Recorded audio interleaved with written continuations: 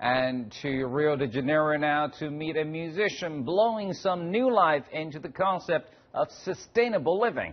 Andrade makes flutes, saxophones and percussion from homegrown bamboo and squash crops. Listeners say it's hard to tell the difference from the real thing. Homegrown harmonies built from nature's musical notes. Andrade has been making these instruments out of bamboo and squashes for more than 20 years. I've always been really drawn to music. I used to play the guitar a lot. I started looking for different sounds, so I made my own instruments.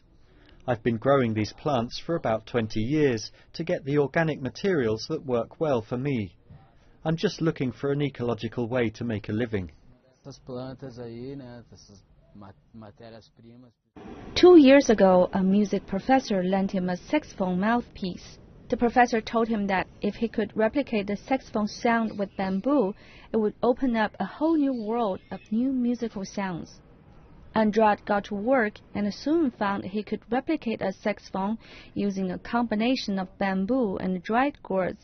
Soon he was making his own saxophones and other instruments out of bamboo and other organic material, all grown in his garden in the hills of Rio de Janeiro. Some people say it's hard to tell the difference from a real saxophone without looking.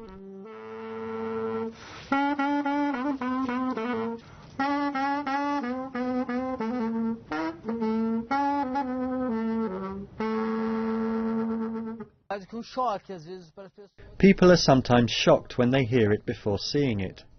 They start looking for something made of metal and something more conventional. So at first it really surprises people.